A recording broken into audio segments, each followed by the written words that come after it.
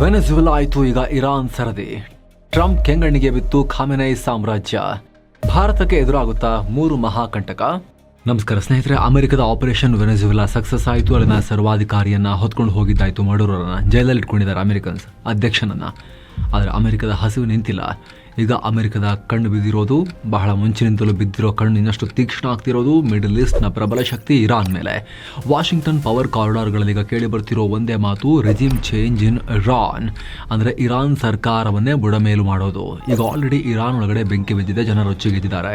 ಇದೇ ಟೈಮ್ ನೋಡಿಕೊಂಡು ಖಾಮೆನೆ ಕಿತ್ತೆಸಿಬೇಕು. ಈ ಹಿಂದೆ ರಾಜರಾಗಿದ್ದ ಪಹಲವಿ ವಂಶದ ನೆಕ್ಸ್ಟ್ ಜನರೇಷನ್ ತಗೊಂಬಂದು ಕೈಗೊಂಬೆ ಸರ್ಕಾರ ಮಾಡಬೇಕು ಅನ್ನೋದು ಟ್ರಂಪ್ ಲೆಕ್ಕಾಚಾರ. ಇದಕ್ಕಾಗಿ ಈಗ ಆಲ್ರೆಡಿ ಅಮೆರಿಕದ ಯುದ್ಧ ನೌಕೆಗಳು ಇರಾನ್ ಕಡೆಗೆ ಮುಖ ಮಾಡಿ ಸಂಚಾರ ಶುರು ಮಾಡಿವೆ. ಆದರೆ ಹುಷಾರ್, ಒಂದು ವೇಳೆ ಅಮೆರಿಕ ಇರಾನ್ ಮೇಲೆ ದಾಳಿ ಮಾಡಿದ್ರೆ ಅಥವಾ ಅಲ್ಲಿ ಸರ್ಕಾರ ಉರುಳಿದ್ರೆ ಅದರ ನೇರ ಏಟು ಭಾರತಕ್ಕೂ ಬೀಳುತ್ತೆ, ಭಾರತದ ಆರ್ಥಿಕತೆಗೆ ಬೀಳುತ್ತೆ, ನಿಮ್ಮ ಜೇಬಿಗೆ ಬೀಳುತ್ತೆ. ಯಾಕಂದ್ರೆ ವೆನೆಜುವೆಲಾ ನಮಗೆ ದೂರ ಇತ್ತು, ನಮಗೆ ಅಷ್ಟೊಂದು ಎಫೆಕ್ಟ್ ನೇರವಾಗಿ ಆಗ್ತಾ ಇರಲಿಲ್ಲ. ಆದರೆ ಇರಾನ್ ನಮ್ಮ ಪಕ್ಕದ ಮನೆ ಇದ್ದ ಹಾಗೆ, ಮಧ್ಯದಲ್ಲಿ ಪಾಕಿಸ್ತಾನ ಒಂದಿದೆ ಅಷ್ಟೇ. ಸಮುದ್ರ ಥ್ರೂ ನಾವು ನೇರವಾಗಿ ಇರಾನ್ ಜೊತೆಗೆ ವ್ಯವಹಾರ ಮಾಡ್ತೀವಿ. ಅಲ್ಲಿ ನಮ್ಮ ಬಂದರ್ ಇದೆ, ನಾವು ಚಬಹಾರ್ ಬಂದರ್ ನಮಗೆ ಕೊಟ್ಟಿದೆ ಇರಾನ್, ನಾವು ಅದನ್ನು ನಡೆಸ್ತಾ ಇದ್ದೀವಿ.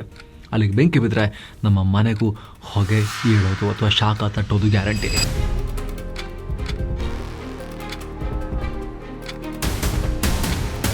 ಹಾಗಿದ್ರೆ ಇರಾನ್ ವಿರುದ್ಧ ಅಮೆರಿಕ ಹೆಣೆದಿರೋ ಆ ತ್ರಿಶೂಲ ವ್ಯೂಹ ಏನು? ಇದರಿಂದ ಭಾರತಕ್ಕೆ ಎದುರಾಗಿರೋ ಆ 3 ದೊಡ್ಡ ಸಂಕಷ್ಟಗಳೇನು? ಬನ್ನಿ ಡೀಟೇಲ್ ಆಗಿ ನೋಡ್ತಾ ಹೋಗೋಣ. ಟಾರ್ಗೆಟ್ ಇರಾನ್, ಅಮೆರಿಕದ ಗೇಮ್ ಶುರು. ಸ್ನೇಹಿತರೆ, 2026ರ ಆರಂಭವೇ ಒಂದು ದೊಡ್ಡ ಸಂಚಲನದ ಮೂಲಕ ಶುರುವಾಗಿದೆ. ವೆನೆಜುವೆಲಾದಲ್ಲಿ ಆದ ಘಟನೆ ಪ್ರತಿಯೊಂದು ರಾಷ್ಟ್ರಕ್ಕೂ ಒಂದು ಸ್ಟ್ರಾಂಗ್ ಮೆಸೇಜ್ ಕೊಟ್ಟಿದೆ. ಏನಂದ್ರೆ ಅಮೆರಿಕದ ಮಾತನ್ನು ಕೇಳಬೇಕು, ಇಲ್ಲಾಂದ್ರೆ ಪರಿಣಾಮ ನೆಟ್ಟಗಿರಲ್ಲ ಅನ್ನೋದು. ಈಗ ಇದೇ ಫಾರ್ಮುಲಾವನ್ನ ಇರಾನ್ ಮೇಲೆ ಪ್ರಯೋಗ ಮಾಡೋಕೆ ಅಮೆರಿಕ ಸಜ್ಜಾಗ್ತಿದೆ. ನಿಮ್ಗೆ ಗೊತ್ತಿರಲಿ, ಇರಾನ್ ಮತ್ತು ಅಮೆರಿಕದ ದ್ವೇಷ ಇವತ್ತು ನೆನ್ನೆದಲ್ಲ. ಕಳೆದ 4 ದಶಕಗಳಿಂದ ಇವರಿಬ್ಬರು ಹಾವು ಮುಂಗುಸಿಯಂತೆ ಕಚ್ಚಾಡ್ತಿದ್ದಾರೆ. ಆದರೆ ಈ ಸಲ ಸನ್ನಿವೇಶ ಬೇರೆ ಇದೆ. ವರದಿಗಳ ಪ್ರಕಾರ ಅಮೆರಿಕದ ಡೊನಾಲ್ಡ್ ಟ್ರಂಪ್ ಆಡಳಿತ ಇರಾನ್ನ ಸುಪ್ರೀಂ ಲೀಡರ್ ಆಯತುಲ್ಲಾ ಅಲಿ ಖಾಮೆನೈ ಆಡಳಿತವನ್ನು ಕೊನೆಗಾಣಿಸೋಕೆ ನಿರ್ಧಾರ ಮಾಡಿದೆ. ಇದನ್ನು ಡಿಪ್ಲೊಮ್ಯಾಟಿಕ್ ಭಾಷೆಯಲ್ಲಿ ರೆಜಿಮ್ ಚೇಂಜ್ ಅಂತ ಕರೀತಾರೆ. ಅಲ್ಲಿರೋ ಸರ್ಕಾರವನ್ನು ಚೇಂಜ್ ಮಾಡಿ ಬೇಕಾದವ್ರನ್ನ ತಗೊಂಡ್ಬರೋದು. ಈಗಿರೋರು ಹೇಳ್ದಂಗೆ ಕೇಳ್ತಿಲ್ಲ ಅಂದರೆ. ಹಾಗಿದ್ರೆ ಯಾಕೆ ಈಗಲೇ ಈ ನಿರ್ಧಾರ? ಯಾಕೆ? ಬಹಳ ವರ್ಷಗಳಿಂದ ಖಾಮೆನೈಗಳಿದಾರಲ್ಲ. ಸ್ನೇಹಿತರೆ, ಇರಾನ್ ಈಗ ಹಿಂದೆಂದಿಗಿಂತಲೂ ವೀಕ್ ಆಗಿದೆ. ಹಂತ ಹಂತವಾಗಿ ಹೊಡೆದು ಬಡ್ದು ಅಮೆರಿಕ ಅವ್ರನ್ನ ಹಣ್ಣುಗಾಯ ನೀರ್ಗಾಯ ಮಾಡಿದೆ. ಇಸ್ರೇಲ್ ಅಮೆರಿಕ ಸೇರಿಕೊಂಡು ವೀಕೆಸ್ಟ್ ಪಾಯಿಂಟ್ಗೆ ತಳ್ಳಿದ್ದಾರೆ. ಸೊ ಫೈನಲ್ ಪ್ರಹಾರಕ್ಕೆ ರೈಟ್ ಟೈಮ್. ಒಂದು ಕಡೆ ಇರಾನ್ ಜನ ಖಾಮೆನೈಗಳ ವಿರುದ್ಧ ದಂಗೆ ಎದ್ದಿದ್ದಾರೆ. ಬೀದಿಗಳಲ್ಲಿ ಸರ್ವಾಧಿಕಾರಿಗೆ ಸಾವಾಗಲಿ ಅಂತ ಪ್ರತಿಭಟನೆ ಮಾಡ್ತಿದ್ದಾರೆ. ಜನರಿಗೆ ಈಗ ಕೇವಲ ರಿಫಾರ್ಮ್ಸ್ ಬೇಕಿಲ್ಲ, ಖಾಮೆನೈ ಆಡಳಿತದ ಸಂಪೂರ್ಣ ಅಂತ್ಯವೇ ಬೇಕು ಅಂತ. ಲಕ್ಷಾಂತರ ಜನ ಈಗ ಪ್ರಾಣದ ಹಂಗು ತೊರೆದು ಅಮೆರಿಕದ ಬೆಂಬಲಕ್ಕೆ ನಿಲ್ಲೋ ಮಟ್ಟಿಗೆ ರೊಚ್ಚಿಗೆದ್ದಿದ್ದಾರೆ. ಇರೋ ಕಡೆ ಇಸ್ರೇಲ್ ನಡೆಸಿದ ದಾಳಿಗಳಿಂದ ಇರಾನ್ನ ಮಿಲಿಟರಿ ಪವರ್ ಡೌನ್ ಆಗಿದೆ. ಮತ್ತೊಂದು ಕಡೆ ಇರಾನ್ನ ಆರ್ಥಿಕತೆ ಕೂಡ ಪಾತಾಳಕ್ಕೆ ಕುಸಿದಿದೆ. ಇರಾನ್ನ ಕರೆನ್ಸಿ ಮೌಲ್ಯ ಪಾತಾಳ ಕಂಡಿದೆ. ಕೇವಲ ಒಂದೇ ಒಂದು ಅಮೆರಿಕನ್ ಡಾಲರ್ಗೆ ಇರಾನ್ನ 15 ಲಕ್ಷ ರಿಯಾಲ್ ಕೊಡಬೇಕಾಗಿರೋ ಪರಿಸ್ಥಿತಿ ಬಂದಿದೆ. 15 ಲಕ್ಷ ರಿಯಾಲ್ಸ್ $1. ಸೊ ಇದೇ ಸರಿಯಾದ ಟೈಮ್ ಅಂತ ಅಮೆರಿಕ ಹೊಂಚು ಹಾಕಿ ಕೂತ್ಕೊಂಡಿದೆ. ಆದರೆ ಇರಾನ್ ಅಷ್ಟು ಸುಲಭವಾಗಿ ಬಲಿಯಾಗೋ ಕುರಿ ಅಲ್ಲ. ಅದು ತಿರುಗಿ ಬಿದ್ದರೆ ಇಡೀ ಮಿಡಲ್ ಈಸ್ಟೇ ಹೊತ್ತಿ ಉರಿಯುತ್ತೆ. ಯಾಕೆ? ಅದನ್ನು ಕೂಡ ಎಕ್ಸ್ಪ್ಲೇನ್ ಮಾಡ್ತೀವಿ ಮುಂದೆ. ಅದಕ್ಕೂ ಮುನ್ನ ಇರಾನ್ ಮಣಿಸೋಕೆ ಅಮೆರಿಕದ ಬತ್ತಳಿಕೆಯಲ್ಲಿ ಯಾವ್ಯಾವ ಅಸ್ತ್ರ ಇದೆ ಅಂತ ಮೊದಲು ನೋಡ್ಬಿಡೋಣ ಸ್ನೇಹಿತರೆ. ಇರಾನ್ ವಿರುದ್ಧ ಅಮೆರಿಕದ ತ್ರಿಶೂಲ ವ್ಯೂಹ. ಇರಾನ್ ಸರ್ಕಾರವನ್ನು ಉರುಳಿಸೋಕೆ ಅಮೆರಿಕ ಮಾಡಿರೋ ಪ್ಲಾನ್ ಸಾಮಾನ್ಯದಲ್ಲ. ಇಲ್ಲಿ ಅಮೆರಿಕ ಕೇವಲ ಸ್ಫೋಟಕ ಹಾಕಿ ಯುದ್ಧ ಗೆಲ್ಲೋಕೆ ನೋಡ್ತಾ ಇಲ್ಲ, ಅದರ ಬದಲು ಸ್ಲೋ ಪಾಯ್ಸನ್ ಮೆಥಡ್ ಅನ್ನು ಯೂಸ್ ಮಾಡ್ತಿದೆ. ಅದಕ್ಕೆ ಅಮೆರಿಕದ ಮುಂದೆ ಇರೋದು ಮುಖ್ಯವಾಗಿ 3 ದಾರಿಗಳು. ನಾವಿದನ್ನ ಅಮೆರಿಕದ ತ್ರಿಶೂಲ ವ್ಯೂಹ ಅಂತ ಕರಿಬಹುದು. ಮೊದಲನೇ ಅಸ್ತ್ರ ಎಕನಾಮಿಕ್ ಸ್ಟ್ರಾಂಗಲ್ ಹೋಲ್ಡ್, ಆರ್ಥಿಕವಾಗಿ ಕತ್ತು ಹಿಸುಕುವಿಕೆ. ಅಮೆರಿಕದ ಮೊದಲ ಟಾರ್ಗೆಟ್ ಇರಾನ್ನ ಖಜಾನೆ. ಈಗ ಆಲ್ರೆಡಿ ಇರಾನ್ ಮೇಲೆ 100 ನಿರ್ಬಂಧಗಳನ್ನ ಅಮೆರಿಕ ಹಾಕಿಟ್ಟಿತ್ತು, ಅದನ್ನ ಇನ್ನಷ್ಟು ಟೈಟ್ ಮಾಡ್ತಾ ಇದೆ. ಇರಾನ್ನ ಉಸಿರಾಗಿರೋದು ಆಯಿಲ್ ಬಿಸ್ನೆಸ್. ಕದ್ದು ಮುಚ್ಚಿ ಗೋಸ್ಟ್ ಶಿಪ್ಗಳ ಮೂಲಕ, ಶಾಡೋ ಫ್ಲೀಟ್ ಮೂಲಕ ಅಲ್ಲಿ ಇಲ್ಲಿ ಮಾರ್ಕೊಂಡು ಜೀವನ ನಡೆಸ್ತಾ ಇದ್ರು ತೈಲವನ್ನ. ಆದ್ರೀಗ ಒಂದು ಹನಿ ತೈಲವನ್ನ ಕೂಡ ಯಾರಿಗೂ ಮಾರಕ ಆಗಬಾರದು, ಆ ರೀತಿ ಬ್ಲಾಕ್ ಮಾಡೋದು ಅಮೆರಿಕದ ಪ್ಲಾನ್. ಚೀನಾ ಕೂಡ ಇರಾನ್ ಆಯಿಲ್ ಅನ್ನ ತಗೋಬಾರ್ದು, ಭಾರತ ಕೂಡ ತಗೋಬಾರ್ದು. ಯಾರು ತಗೋತಾರೋ ಅವ್ರ ಮೇಲೆ ನಿರ್ಬಂಧ ಹಾಕ್ತೀವಿ ಅಂತ ಅಮೆರಿಕ ಬೆದರಿಕೆ ಹಾಕ್ತಿದೆ. ಇತ್ತೀಚೆಗಷ್ಟೇ ಟ್ರಂಪ್ ಇರಾನ್ ಜೊತೆ ವ್ಯಾಪಾರ ಮಾಡಿದ್ರೆ 25% ಎಕ್ಸ್ಟ್ರಾ ಟ್ಯಾರಿಫ್ ಹಾಕ್ತೀನಿ ಅಂತ ಜಗತ್ತಿಗೆ ಬೆದರಿಕೆ ಹಾಕಿದ್ದಾರೆ. ಹೀಗೆ ಇರಾನ್ ಖಜಾನೆ ಖಾಲಿ ಮಾಡಿದ್ರೆ ಹಣ ಇಲ್ಲದೆ ಇರಾನ್ ಸರ್ಕಾರ, ಅಲ್ಲಿನ ಮಿಲಿಟರಿ, ಅಲ್ಲಿನ ವ್ಯವಸ್ಥೆ ತನ್ನಷ್ಟಕ್ಕೆ ತಾನೇ ಕುಸಿದು ಬೀಳುತ್ತೆ ಅನ್ನೋದು ಅಮೆರಿಕದ ಲೆಕ್ಕಾಚಾರ. ನೆಕ್ಸ್ಟ್ 2ನೇ ಅಸ್ತ್ರ ಯಾವುದು ಗೊತ್ತಾ? ಇಂಟರ್ನಲ್ ಸಾಬೋಟಾಜ್, ಒಳಗಿನಿಂದಲೇ ದಂಗೆ. ಇದು ಡೆಡ್ಲಿ ಪ್ಲಾನ್. ಯಾವುದೇ ರಾಷ್ಟ್ರವನ್ನ ಸೋಲಿಸಬೇಕು ಅಂದ್ರೆ ಆ ದೇಶದ ಜನರನ್ನೇ ಸರ್ಕಾರದ ವಿರುದ್ಧ ಎತ್ತಿ ಕಟ್ಟೋದು. 2025 ಡಿಸೆಂಬರ್ನಿಂದ 2026 ಜನವರಿವರೆಗೂ ಇರಾನ್ನಲ್ಲಿ ಏನಾಗ್ತಿದೆ ಅಂತ ನೀವು ಗಮನಿಸಿರ್ಬೋದು. ಬೆಲೆ ಏರಿಕೆ, ಕರೆನ್ಸಿ ಕುಸಿತದ ವಿರುದ್ಧ ಜನ ರಸ್ತೆಗಿಳಿದಿದ್ದಾರೆ. ಕೆಲ ವರದಿಗಳ ಪ್ರಕಾರ ಈ ಪ್ರತಿಭಟನೆಗಳಲ್ಲಿ 3,500ಕ್ಕೂ ಅಧಿಕ ಜನ ಪ್ರಾಣ ಕಳ್ಕೊಂಡಿದ್ದಾರೆ. ಇನ್ನು ಕೆಲ ವರದಿಗಳಂತೂ ಇರಾನ್ನಲ್ಲಿ ಈ ಪ್ರತಿಭಟನೆ ವೇಳೆ 12,000ಕ್ಕೂ ಅಧಿಕ ಸಾವಾಗಿದೆ ಅಂತ ಹೇಳ್ತಿದ್ದಾರೆ. ಅಲ್ಲೇ ಸಾವಿರಾರು ಜನ ಜೈಲು ಪಾಲಾಗಿದ್ದಾರೆ. ಈಗ ಅಮೆರಿಕ ಜೊತೆಗೆ ಇಸ್ರೇಲ್ ಈ ಬೆಂಕಿಗೆ ತುಪ್ಪ ಸುರಿಯೋ ಕೆಲಸವನ್ನ ಮಾಡ್ತಿದೆ ಅಂತ ಗಂಭೀರ ಆರೋಪಗಳಿವೆ. ಇರಾನ್ ಒಳಗಡೆ ಇರೋ ಸರ್ಕಾರದ ವಿರೋಧಿಗಳಿಗೆ, ರೆಬೆಲ್ಸ್ಗೆ ಅಮೆರಿಕನ್ ಏಜೆನ್ಸಿಗಳು ಸೀಕ್ರೆಟ್ ಆಗಿ ಫಂಡಿಂಗ್ ಮತ್ತು ವೆಪನ್ಸ್ ಸಪ್ಲೈ ಮಾಡ್ತಿದ್ದಾರೆ ಅನ್ನೋ ಗಂಭೀರ ಆರೋಪಗಳಿವೆ. ಇದನ್ನೇ ಕವರ್ಟ್ ಆಪರೇಷನ್ ಅನ್ನೋದು. ಇದರಿಂದ ಇರಾನ್ ಒಳಗೆ ದೊಡ್ಡ ಪ್ರಮಾಣದಲ್ಲಿ ನಾಗರಿಕ ಯುದ್ಧ, ಅಂತರ್ಯುದ್ಧ, ಸಿವಿಲ್ ವಾರ್ ಸೃಷ್ಟಿಯಾಗುತ್ತೆ. ಇರಾನ್ ಸೈನಿಕರು ಗಡಿಯಲ್ಲಿ ಯುದ್ಧ ಮಾಡಬೇಕಾ ಅಥವಾ ದೇಶದ ಒಳಗಿರೋ ದಂಗೆಕೋರರನ್ನ ತಡಿಬೇಕಾ ಅನ್ನೋ ವಾತಾವರಣ ಸೃಷ್ಟಿ ಮಾಡೋದು ಈ ಪ್ಲಾನ್ನ ಉದ್ದೇಶ. ಆಲ್ರೆಡಿ ಆಗ ಹೋಗ್ತಾ ಇದೆ. ಮೂರನೇ ಅಸ್ತ್ರ ಲಿಮಿಟೆಡ್ ಮಿಲಿಟರಿ ಸ್ಟ್ರೈಕ್ಸ್, ಸೀಮಿತವಾಗಿ ಮಿಲಿಟರಿ ಬಳಸಿ ಹೊಡೆಯೋದು ಟಾರ್ಗೆಟೆಡ್ ಲೊಕೇಶನ್ಸ್ ಅನ್ನ. ಇದು ಫೈನಲ್ ಏಟು. ಅಮೆರಿಕ ಮತ್ತು ಇಸ್ರೇಲ್ ತಮ್ಮ ಬ್ರಹ್ಮಾಸ್ತ್ರವನ್ನ ಪ್ರಯೋಗ ಮಾಡ್ತವೆ, ಸರ್ಜಿಕಲ್ ಮಿಲಿಟರಿ ಸ್ಟ್ರೈಕ್. ಇಲ್ಲಿ ಪೂರ್ತಿ ಸೇನೆ ನುಗ್ಗಲ್ಲ, ಬದಲಿಗೆ ಇರಾನ್ನ ನ್ಯೂಕ್ಲಿಯರ್ ಸೈಟ್ಸ್ ಮತ್ತು ರೆವಲ್ಯೂಷನರಿ ಗಾರ್ಡ್ ಕೋರ್ ನ ಹೆಡ್ ಕ್ವಾರ್ಟರ್ಸ್ ಮೇಲೆ, ಹಾಗೆ ಖಾಮಿನೇಗಳು ಮತ್ತು ಅವರ ಸರ್ಕಾರದ ಪ್ರಮುಖರ ತಾಣಗಳ ಮೇಲೆ ಇಸ್ರೇಲ್ ಅಥವಾ ಅಮೆರಿಕದ ಮಿಸೈಲ್ಸ್ ಅಪ್ಪಳಿಸಬಹುದು. ಇದು ಇರಾನ್ ಬೆನ್ನೆಲುಬನ್ನ ಮುರಿಯೋ ಪ್ಲಾನ್. ಈ ಹಿಂದೆ 2025 ಜೂನ್ ವೇಳೆ ಇಸ್ರೇಲ್ ಮತ್ತು ಅಮೆರಿಕ ಸೇರ್ಕೊಂಡು ಇರಾನ್ನ ನ್ಯೂಕ್ಲಿಯರ್ ಫೆಸಿಲಿಟೀಸ್ ಅನ್ನ ಟಾರ್ಗೆಟ್ ಮಾಡಿಕೊಂಡು ದಾಳಿ ಮಾಡಿದ್ರು. ಈಗ ಮತ್ತೆ ಅದೇ ರೀತಿ ಇರಾನ್ ಒಳಗಡೆ ಅಮೆರಿಕ ದಾಳಿ ಮಾಡಬಹುದು ಅಂತ ಹೇಳಲಾಗ್ತಿದೆ. ಇದಕ್ಕೆ ಸಾಕ್ಷಿ ಏನೋ ಹಾಗೆ ಅಮೆರಿಕ ಏಕಾಏಕಿ ತನ್ನ ಬಲಿಷ್ಠ ಕ್ಯಾರಿಯರ್ ಸ್ಟ್ರೈಕ್ ಗ್ರೂಪ್ ನ ಮಿಡಲ್ ಈಸ್ಟ್ ಕಡೆಗೆ ಕಳಿಸ್ತಾ ಇದೆ. 100 ಯುದ್ಧ ವಿಮಾನಗಳನ್ನ ಹೊತ್ತೊಯ್ಯಬಲ್ಲ ಬೃಹತ್ ಹಡಗುಗಳ ಪಡೆಯನ್ನ ಸೌತ್ ಚೈನಾ ಸಮುದ್ರದಿಂದ ನೇರವಾಗಿ ಇರಾನ್ ಹತ್ತಿರಕ್ಕೆ ತೇಲಿಸ್ತಾ ಇದೆ ಸಮುದ್ರದಲ್ಲಿ. ಇರಾನ್ ಮಿಸೈಲ್ ಸಿಟಿ ಹೊತ್ತಿ ಉರಿಯುತ್ತೆ ಮಿಡಲ್ ಈಸ್ಟ್. ಆದ್ರೆ ಇಲ್ಲೊಂದು ಟ್ವಿಸ್ಟ್ ಇದೆ. ಅಮೆರಿಕದ ಪ್ಲಾನ್ ಪರ್ಫೆಕ್ಟ್ ಆಗಿ ಕಾಣುತ್ತೆ. ಅಮೆರಿಕ ಮನಸ್ಸು ಮಾಡಿದ್ರೆ ಇರಾನ್ ನ ಪುಡಿ ಮಾಡಬಹುದು, ಡೌಟೇ ಬೇಡ ಇದರಲ್ಲಿ ನಿಮಗೆ.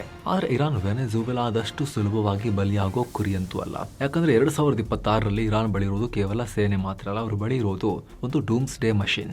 ಅಮೆರಿಕ ಏನಾದ್ರೂ ಸ್ವಲ್ಪ ಎಡವಿದ್ರೆ ಭಾರಿ ಏಟನ್ನ ಅವರು ಮತ್ತು ಅವರ ಮಿತ್ರರು ತಿನ್ಬೇಕಾಗತ್ತೆ. ಯಾಕಂದ್ರೆ ಇರಾನ್ 16 ವರ್ಷಗಳಿಂದ ಪರ್ವತಗಳ ಅಡಿಯಲ್ಲಿ 100 ಅಡಿ ಆಳದಲ್ಲಿ ಬೃಹತ್ ಅಂಡರ್ ಗ್ರೌಂಡ್ ಮಿಸೈಲ್ ಸಿಟಿಗಳನ್ನೇ ನಿರ್ಮಾಣ ಮಾಡಿದೆ. ಇಲ್ಲಿಂದ ಇರಾನ್ ಉಡಾಯಿಸೋ ಫತಾ-2 ಹೈಪರ್ಸಾನಿಕ್ ಮಿಸೈಲ್ಗಳು ಶಬ್ದಕ್ಕಿಂತ 15 ಪಟ್ಟು ವೇಗದಲ್ಲಿ ಚಲಿಸ್ತವೆ. ಅಫ್ಕೋರ್ಸ್ ಇರಾನ್ ಹತ್ತಿರ ನೇರವಾಗಿ ಅಮೆರಿಕದ ಭೂಮಿಯನ್ನ ಹೊಡೆಯೋಕೆ ಬೇಕಾಗಿರೋ ತಾಕತ್ತಿಲ್ಲ. ಆದ್ರೆ ಮಿಡಲ್ ಈಸ್ಟ್ ಮತ್ತು ಯುರೋಪ್ ನಲ್ಲಿರೋ ಅಮೆರಿಕದ ಮಿತ್ರರು ಮತ್ತು ಅಮೆರಿಕ ಈ ರಾಷ್ಟ್ರಗಳಲ್ಲಿ ಮಾಡಿಟ್ಟಿರೋ ನೆಲೆಗಳನ್ನ ಪುಡಿ ಮಾಡೋ ಕೆಪಾಸಿಟಿ ಇದೆ. ಇರಾನ್ ಬತ್ತಳಿಕೆಯಲ್ಲಿರೋ ಶಹಾಬ್ 5 ಮಿಸೈಲ್ ಸಂಪೂರ್ಣ ಮಿಡಲ್ ಈಸ್ಟ್ ಮತ್ತು ಯುರೋಪ್ನ ದೊಡ್ಡ ದೊಡ್ಡ ಭಾಗಗಳನ್ನ ಕವರ್ ಮಾಡುತ್ತೆ. ಹಾಗೆ ಇರಾನ್ ಬಳಿ ಭಾರಿ ಪ್ರಮಾಣದಲ್ಲಿ ಡ್ರೋನ್ಸ್ ಗಳ ಸಂಗ್ರಹ ಇದೆ.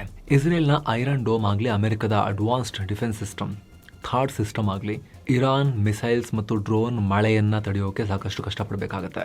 ಒಂದೆರಡು ಹಾರಿಸಿದ್ರೆ ತಡೆಯೋದು ಓಕೆ, ಮಳೆನೇ ಸುರಿಸಿದ್ರೆ 1-2 ದಾಟಿದ್ರೂ ಕೂಡ ಸಾಕಲ್ಲ ಡ್ಯಾಮೇಜ್ ಮಾಡಕ್ಕೆ ಕ್ರಿಟಿಕಲ್ ಅಸೆಟ್ಸ್ ಮೇಲೆ. ಆ ಚಾಲೆಂಜ್ ಇದೆ. ಅಷ್ಟೇ ಅಲ್ಲ, ಅಮೆರಿಕ ಒಂದು ವೇಳೆ ದಾಳಿ ಮಾಡಿದ್ರೆ ಇರಾನ್ ತನ್ನ ಅಳಿದುಳಿದ ಆಕ್ಸಿಸ್ ಆಫ್ ರೆಸಿಸ್ಟೆನ್ಸ್ ಈ ಅಸ್ತ್ರವನ್ನ ಮತ್ತಷ್ಟು ಅಗ್ರೆಸಿವ್ ಆಗಿ ಬಳಸೋ ಚಾನ್ಸಸ್ ಇರುತ್ತೆ. ಊರು ತುಂಬಾ ಉಗ್ರ ದಾಳಿ.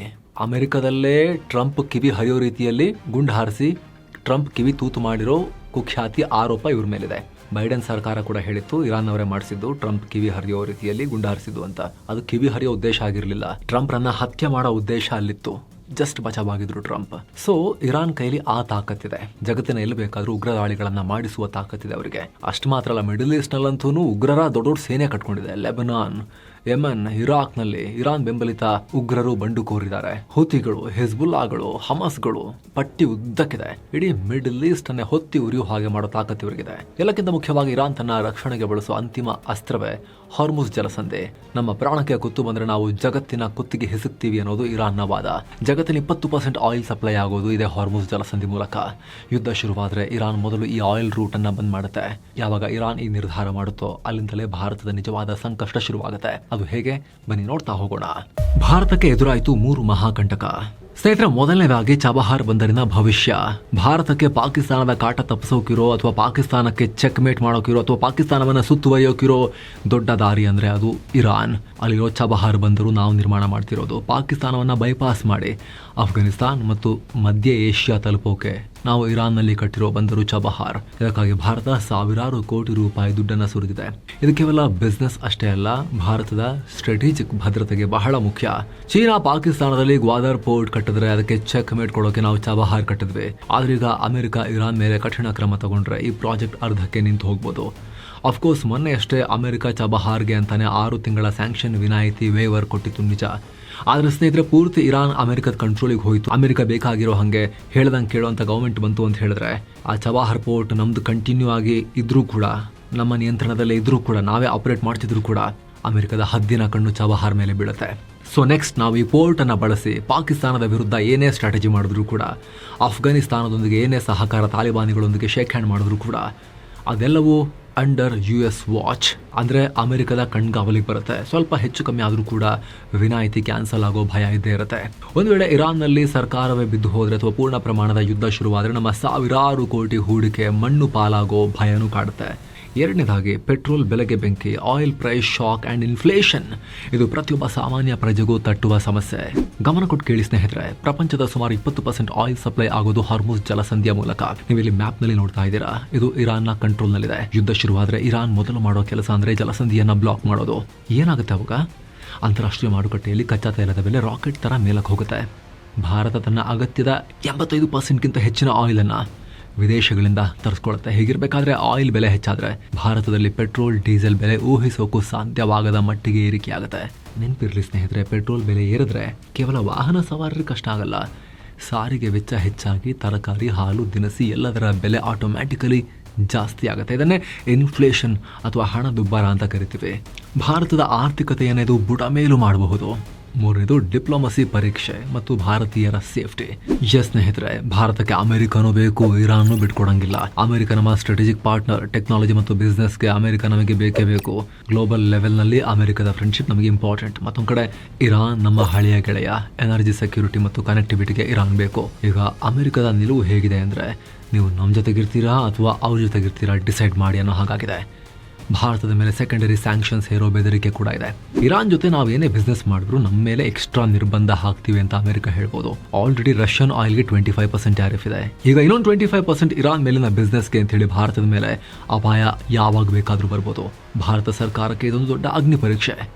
ಜೊತೆಗೆ ಇರಾನ್ನಲ್ಲಿ ಸುಮಾರು 10,000 ಭಾರತೀಯರಿದ್ದಾರೆ. ಅದರಲ್ಲಿ ಹೆಚ್ಚಿನವರು ವಿದ್ಯಾರ್ಥಿಗಳು, ಜೊತೆಗೆ ಭಾರತೀಯ ಕೆಲಸಗಾರರು ಕೂಡ ಇದ್ದಾರೆ. ಒಂದು ವೇಳೆ ಪೂರ್ಣ ಪ್ರಮಾಣದ ಯುದ್ಧ ಶುರುವಾದರೆ ಅವ್ರನ್ನ ಸೇಫ್ ಆಗಿ ವಾಪಸ್ ಕರೆತರೋದು, ಎವ್ಯಾಕ್ಯುವೇಟ್ ಮಾಡೋದು ಸರ್ಕಾರಕ್ಕೆ ದೊಡ್ಡ ಚಾಲೆಂಜ್. ಆಲ್ರೆಡಿ ಸರ್ಕಾರ ನೀವು ಹೆಂಗೆ ಬರ್ತಿರೋ ಗೊತ್ತಿಲ್ಲ, ಅಕ್ಕಪಕ್ಕದ ರಾಷ್ಟ್ರಗಳಿಗೆ ಹಾರ್ಕೊಂಡು ತಪ್ಪಿಸ್ಕೊಂಡು ಹೋಗ್ತೀರಾ ಹೋಗಿ, ಅಥವಾ ಭಾರತಕ್ಕೆ ಬಂದರೆ ಬನ್ನಿ, ಆದಷ್ಟು ಬೇಗ ಓಡ್ ಬನ್ನಿ ಇರಾನ್ ಬಿಟ್ಟು ಅನ್ನೋ ಸೂಚನೆಯನ್ನು ಭಾರತ ಸರ್ಕಾರ ಕೊಟ್ಟಿದೆ. ಏನೋ ದೊಡ್ಡದಾಗತ್ತೆ ಅಲ್ಲಿ ಅಂತ. ಮುಂದೆ ಏನಾಗ್ಬೋದು? ಭಾರತದ ನಿರ್ಧಾರವೇನೋ?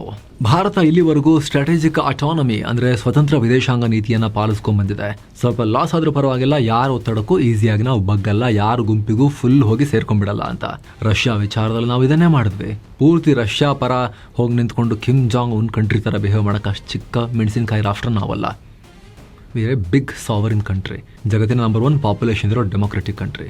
ಹಾಗಂತ ತೀರಾ ಅಮೆರಿಕದ ಕ್ಯಾಂಪ್ ಸೇರಿಕೊಂಡು ಚೈನಾ ಇವಾಗೇನು ಮಾಡ್ತೀಯಾ ಹಂಗೆ ಕೇಳೋ ರಾಷ್ಟ್ರನೂ ನಾವಲ್ಲ. We cannot afford that. ನಾವು ಇಂಡಿಪೆಂಡೆಂಟ್ ಆಗಿನೇ ಇರಬೇಕು, ಅದನ್ನೇ ಮಾಡ್ತಾ ಬಂದಿದ್ವಿ. ಆದರೆ ಟ್ರಂಪ್ ಆಡಳಿತದಲ್ಲಿ ಇದು ಅಷ್ಟು ಸುಲಭ ಇಲ್ಲ.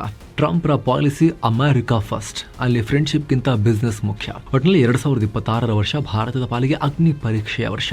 ಕೇವಲ ಈ ವರ್ಷ ಮಾತ್ರ ಅಲ್ಲ, 25, 26, 27, 28 ತನಕ ಕೂಡ, ಈ ಟ್ರಂಪ್ ಮಹಾಶಯ ತೊಲಗುವ ತನಕ ಕೂಡ ಅತ್ಯಂತ ಅಗ್ನಿ ಪರೀಕ್ಷೆಯ ವರ್ಷಗಳೇನೆ. ಸ್ನೇಹಿತರ ಬಗ್ಗೆ ನಿಮಗೇನು ಅನ್ಸುತ್ತೆ? ಇರಾನ್ ಮತ್ತು ಅಮೆರಿಕದ ಜಗಳದಲ್ಲಿ ಭಾರತ ಯಾವ ಸ್ಟ್ಯಾಂಡ್ ತಗೋಬೇಕು? ಒಂದು ಸೈಡ್ ತಗೋಬೇಕಾ, ನ್ಯೂಟ್ರಲ್ ಆಗಿನೇ ಇರಬೇಕಾ? ಕಾಮೆಂಟ್ ಮಾಡಿ ತಿಳಿಸಿ. ಥ್ಯಾಂಕ್ ಯು ಸೋ ಮಚ್ ಸ್ನೇಹಿತರೆ. ವಿಡಿಯೋ ಕೆಳಗಡೆ ಜಾಯಿನ್ ಬಟನ್ ಇದೆ. ಆಸಕ್ತ ವೀಕ್ಷಕರು ಅದ್ರ ಮೇಲೆ ಕ್ಲಿಕ್ ಮಾಡೋ ಮೂಲಕ ಮಸ್ತ್ ಮಗ ಪ್ರೀಮಿಯಂ ಮೆಂಬರ್ಶಿಪ್ನ ಸದಸ್ಯರಾಗ್ಬೋದು. ಆನಂತರ ಎಲ್ಲ ಮೆಂಬರ್ ಓನ್ಲಿ ಕಾಂಟೆಂಟ್, ಅಂದರೆ ಈಗ ವಿಶೇಷವಾಗಿ ಈಗ ಎಕನಾಮಿಕ್ಸ್ನ ಮಿನಿ ಸೀರೀಸ್ ಬರ್ತಾ ಇದೆ, ಪಬ್ಲಿಷ್ ಆಗ್ತಾ ಇದೆ. ಸಾಕಷ್ಟು ಸ್ಪೆಷಲ್ ವಿಡಿಯೋಸ್ ಆಲ್ರೆಡಿ ಪಬ್ಲಿಷ್ ಆಗಿದ್ದಾವೆ. Weekly member only business bulletin, news ಕೂಡ ಬರ್ತಾ ಇದೆ. ಕರೆಂಟ್ ಪವರ್ ಕೂಡ ಇದೆ. ಇದೆಲ್ಲವನ್ನು ನೀವು ಕೂಡ ನೋಡೋಕೆ ಶುರು ಮಾಡ್ಬೋದು ಸ್ನೇಹಿತರೆ. ಆಸಕ್ತರು ಚೆಕ್ ಮಾಡಿ. ಮತ್ತೆ ಭೇಟಿ ಆಗ್ತಿರೋಣ. ನಮಸ್ತೆ.